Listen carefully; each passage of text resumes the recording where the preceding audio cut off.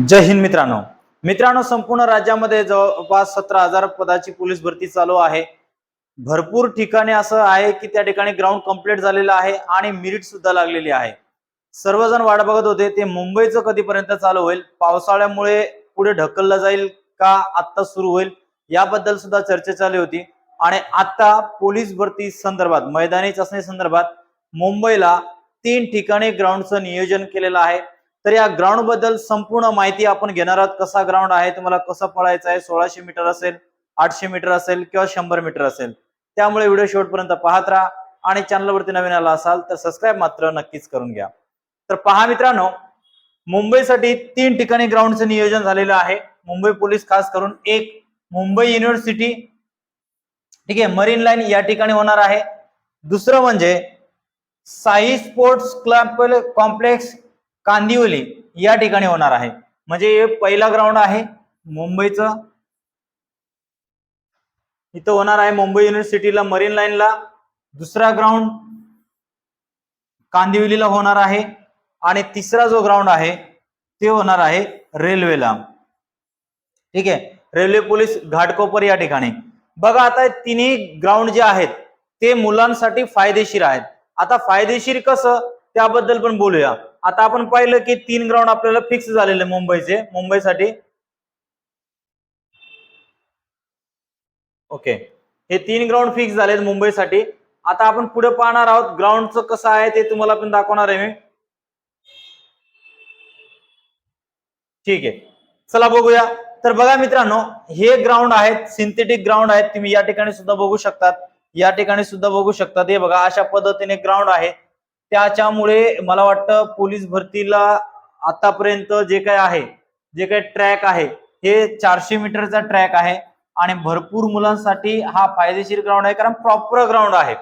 पाऊस जरी पडला तरी सिंथेटिक ग्राउंड आहे, त्यामुळे प्रॉब्लेम येणार नाहीये मुलांना पळताना वगैरे। आणि स्पेस पण तुम्ही बघू शकता, भरपूर स्पेस आहे, एवढा मोठा स्पेस आहे, त्यामुळे मुलांना 800 मीटर 1600 मीटर असेल, मुलींना 400 मीटरचा ट्रॅक असेल तर ते पळताना प्रॉब्लेम नसणार आहे। तर अशा पद्धतीने ग्राउंड आहेत।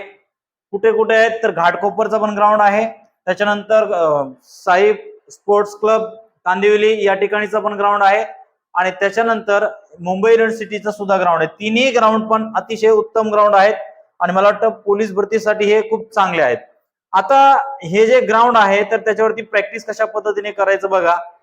ग्राउंड साधारणतः तुम्हाला या पद्धतीने अंडाकृती ग्राउंड आहे, ठीक आहे, आणि हा जो ग्राउंड आहे हा 400 मीटरचा ट्रॅक आहे।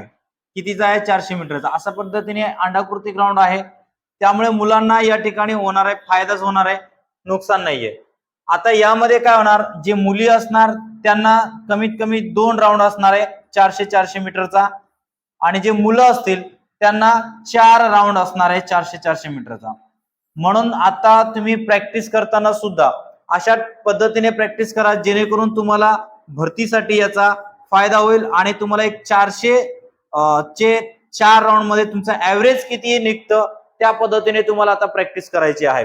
बघा या पद्धतीने ग्राउंड आहे आणि भरपूर मुलं म्हणतात की सर जेव्हा अधिकृत माहिती समोर येईल तेव्हा। बघा मुंबईचं सर्व फिक्स झालेलं आहे आणि तुम्ही ज्या पद्धतीने आता बघतायत, मेरिट लिस्ट लावायची पद्धत बघत असाल किंवा ग्राउंड घेण्याची पद्धत बघत असाल तर पूर्णपणे स्पीडली काम चालू आहे।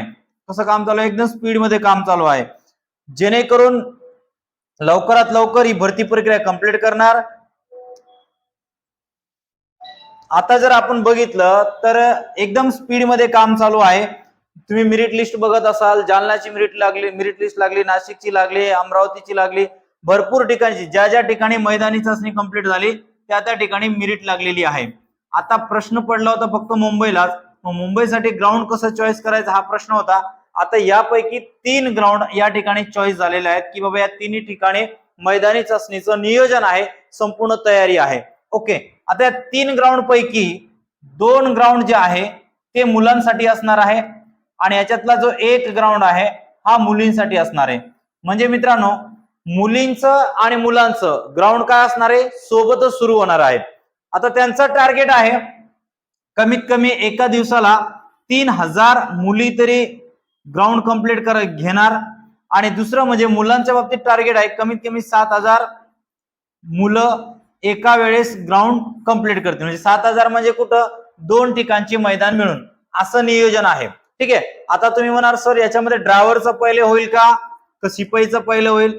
बघा मित्रांनो, मागच्या वर्षी सारखं करू शकतात. अगोदर ड्रायव्हर म्हणजे चालक या पदासाठी ग्राउंड होऊ शकतो आणि त्याच्यानंतर शिपाईसाठी होऊ शकतो, कारण शिपाईचे फॉर्म जास्त आलेले आहेत. पण ज्याचं ग्राउंड कमी फॉर्म आलेले आहेत त्यांचं कंप्लीट अगोदर होऊ शकतो, नंतर शिपाईचं होऊ शकतो. कदाचित असं होऊ शकतो.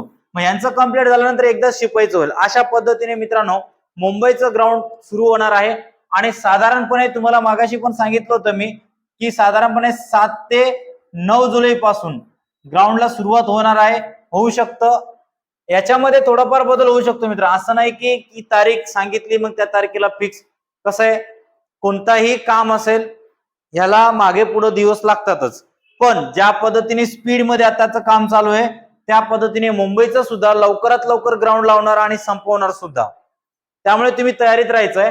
साधारणतः 7 ते 9 जुलै पर्यंत मैदानी चाचणीला सुरुवात होण्याची शक्यता आहे. याच्यामध्ये 2 ते 3 तारखेला हॉल तिकीट सुद्धा येतील.